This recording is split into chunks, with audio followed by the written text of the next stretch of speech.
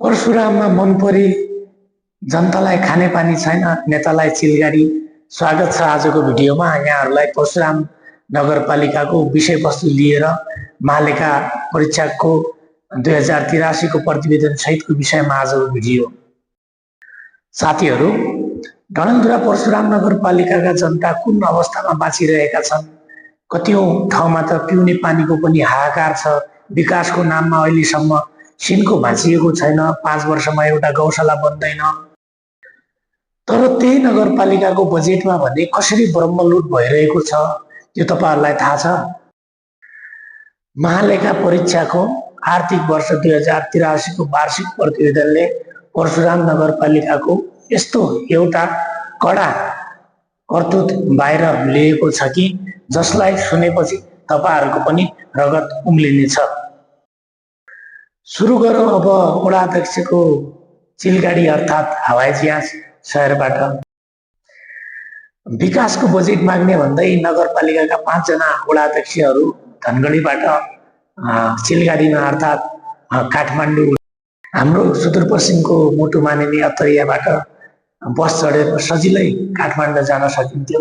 तर जनताको करबाट सङ्कलन भएको 1,80,402 रुपियाँ हवाई भाडामा नै सिद्धे हाम्रा विकासको बजेट माग्न गएका वडा अध्यक्षज्यूहरू। तर एउटा चिल्लो कुरो चाहिँ के छ भने सबैभन्दा ज्यादा अब चिलगाडी अर्थात् चिलगाडी हवाई जहाजमा चढ्नमा चाहिँ 4 पटकमा चाहिँ परशुराम नगरपालिकाका प्रवक्ता तथा वडा नम्बर 6 का वडा अध्यक्ष अनि 3 पटक चढ्नेमा चाहिँ 11 नम्बरका वडा अध्यक्ष र 8 नम्बरका वडा अध्यक्ष रहेका छन् भने एक पटक चढ्नेमा चाहिँ परशुराम नगरपालिका वडा नम्बर 2 का र 3 का वडा अध्यक्षहरू रहेका छन्।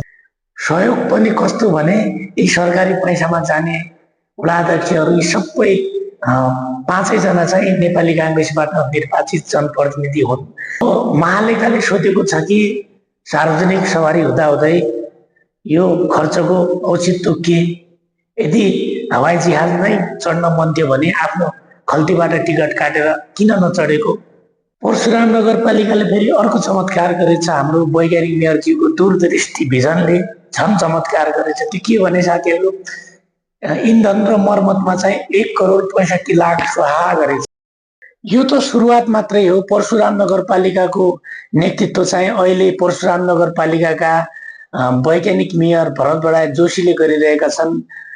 भित्र त अझै ठुलो खेल भइरहेको छ भने युवा एकदम वैज्ञानिक मेयर आएपछि जनताले पारदर्शिताको एकदम ठुलो आशा अपेक्षा राखेका थिए अनि प्राविधिक डिजिटल प्रविधिको युगमा एकदम पारदर्शिता होला भन्ने राखेका थिए। तर पारदर्शिताको नाममा शून्य देखिएको छ। तर अचम्मको कुरा के छ भने परशुराम नगरपालिकाले उपकरण इन्धन मर्मतको खर्चको नाममा 1,65,52,000 भन्दा पनि बढी खर्च गरिएको देखाइएको छ। तर यी नगरपालिकासँग टिप्पर, स्काइभेटर, एम्बुलेन्स लोडर लगायतका अन्य सामग्री छन्। तर यी सामग्रीहरू चलाएर यी सामग्रीहरूलाई युज गरेर नगरपालिकाले वर्षभरि 1 रुपियाँ पनि आम्दानी गर्दैन। तिनै चालकहरूलाई तलब खुवाउन र इन्धन भर्नका लागि मात्रै 79,34,669 रुपियाँ जति खर्च भएको देखिएको छ। वर्षभरि ती साधनहरू चलाएर 1 रुपियाँ पनि आम्दानी हुँदैन। तर यो पारदर्शिता चाहिँ त्यसमा। त्यस्तै हाकिम र जनप्रतिनिधि परशुराम नगरपालिकाका वैज्ञानिक मेयर लगायत 12 वडाका वडा अध्यक्षहरू सबैलाई लगेर जाँदा 49,25,000 को त इन्धन मात्रै सिद्धिएको छ परशुराम नगरपालिकामा। झन् अझ रोचक कुरा के छ भने गाडी मर्मतमा मात्रै 36,92,000 रुपियाँ अझै खर्च भएको छ। अनि तेल भर्नमा चाहिँ कुन गाडीमा कतिवटा तेल हालियो त्यसको आधिकारिक रिकर्ड केही राखिएको पनि छैन। त्यो पारदर्शिता शून्य छ डिजिटल सिटीमा। मनपरीको पनि हद हुन्छ। 25,93,565 मा 7वटा मोटरसाइकल नगरपालिकाले खरिद गरेको छ। त्यसमा पनि टेन्डर नगराई सार्वजनिक ऐन नियमावलीमा पनि नटेकी नै गोजीको मान्छे लगाएर मोटरसाइकल किनेको छ। त्यसमा पनि के आशंका गरिएको छ भने गोजीको मान्छेबाट मोटरसाइकल किन्दा कमिसनको चक्करमा यो गरेको हो भन्ने पनि शंका उब्जिएको छ। गएको वर्ष होस् या विगतका वर्षहरूमा पनि नगरपालिकाले यस्तै लुटतन्त्रलाई एकदम भ्रष्टाचारलाई एकदम धेरै ठुलो जडा गाडेर नै बसेको छ। जनताका आधारभूत आवश्यकताहरू पुरा भएका छैनन्। मलासका जनताले खानेपानी पाएका छैनन्। उनीहरूले घन्टौँसम्म एक घन्टा हिँडेर अहिलेसम्म पनि खानेपानी पाएका छैनन्। नगरपालिका भने यसरी जनताको करबाट उठेको पैसालाई हावामा उडाउँदैछ। हामी सोच्थ्यौँ सिंहदरबारको अधिकार गाउँमा आउँदा विकास आउला, परिवर्तन आउला भनेर सोच्थ्यौँ। यहाँ त के छ भने लुट र विकृति मात्रै भित्रिएछ।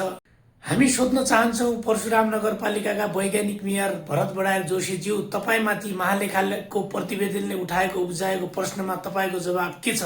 यो तपाईँले भ्रष्टाचार गर्नुभएको होइन कि यो भ्रष्टाचार गरेकै हो? आखिर के हो? तपाईँको मुखबाट यसको जवाब सुन्न चाहन्छौँ। यसको जवाब तपाईँले दिनुपर्छ।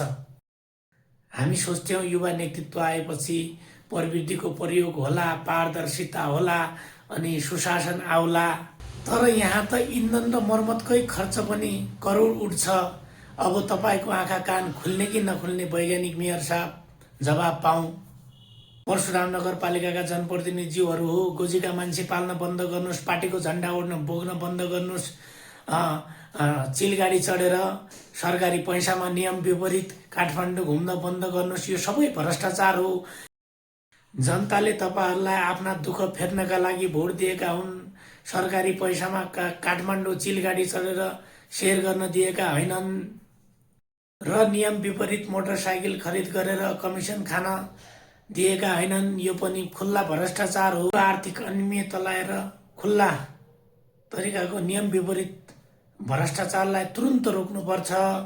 आजको यो भिडियोलाई चाहिँ परशुराम नगरपालिकाका वैज्ञानिक मेयरको कानसम्म पुगाइदिनुहोस् र सुतेर बसेका जनप्रतिनिधिहरूको कानसम्म पुगाइदिनुहोस् र घन्टी बजाइदिनुहोस्। किनकि जनताको पैसामा रजाइ गर्न यी जनप्रतिनिधिहरू, यी वैज्ञानिकहरू लगायत यी जनप्रतिनिधिहरूले पूर्ण रूपमा बन्द गरून्। हस्त, धन्यवाद। जय परशुराम, जय देश। आजको भिडियोबाट बिदा हुन्छु।